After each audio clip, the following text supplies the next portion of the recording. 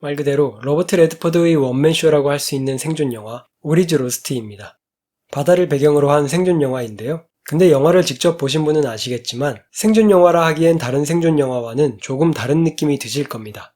보통 혼자서 극한 상황을 버텨내는 생존 영화에서는 공경에 처하거나 안 좋은 일이 생겼을 때 혼잣말이라도 하면서 감정 표현을 분명히 하는데 이 영화는 그런 것들이 최대한 절제돼 있습니다.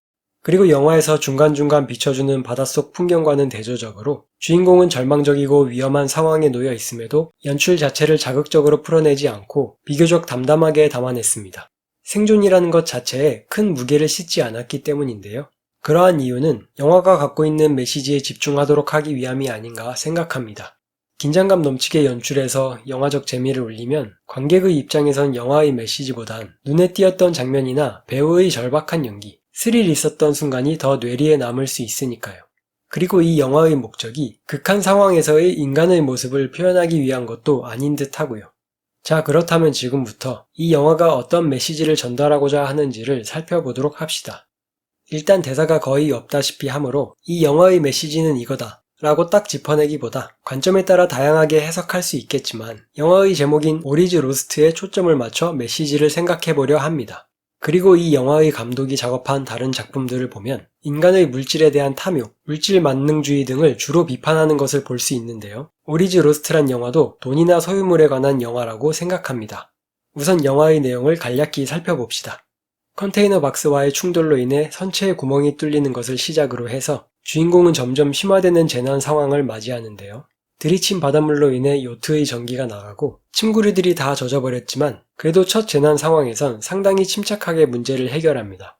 그런데 뚫린 구멍도 잘 막아놓고 선실 내부에 차있던 바닷물도 빼서 이제 다시 살만해졌다 싶을 그때 폭풍우가 몰아칩니다. 그래서 애써 고친 요트가 무색하게도 이번에는 요트의 전기가 나가는 정도가 아니라 심각하게 파손되고 요트는 물에 잠겨서 결국 요트를 버리게 되죠. 이젠 구명보트와 함께 바다 한가운데에 둥둥 떠다니는 것밖에 할 수 없는 상황. 요트를 잃은 것부터가 매우 절망적인 상황이지만 현재 상황에서 할 수 있는 것들을 하며 노인은 버텨나갑니다. 하지만 바다는 노인을 가만히 두질 않죠. 폭풍우 때 얻은 상처도 아물어가고 마음도 조금 느슨해질 시점에 다시 한번 비바람이 몰아치게 되고 노인은 더더욱 공경에 빠지게 됩니다. 그럼에도 불구하고 기지를 발휘해서 생존을 위해 할 수 있는 최선을 다하며 버텨나가죠.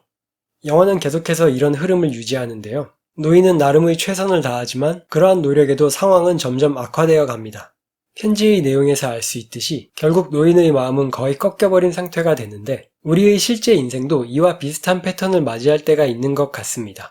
인생의 어려움이 닥치고 어찌어찌해서 그 문제를 수습할 때쯤에 다시 더 큰 문제가 생기고 이것만 해결되면 괜찮아질 것을 기대하지만 다른 문제가 또 터져 나오고 나름 열심히 뭐라도 해보지만 상황이 좋아지기는커녕 점점 나빠지고 그렇게 반복되는 좌절의 육체와 정신은 점차 힘들어져 가고요.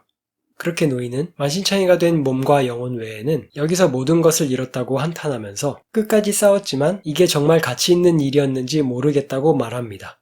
몸과 마음이 만신창이가 된 상황이라면 의지가 꺾일 만도 하죠.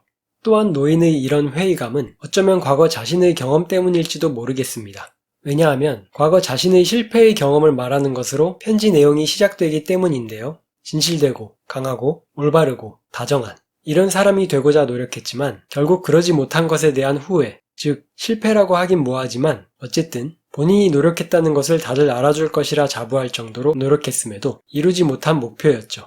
이 경험에 의해 은연중에 패배의식이 자리잡고 있었을지도 모르는 일입니다. 그리고 이 과거의 경험은 현재 처한 상황과도 어떤 점에서는 꽤 유사합니다.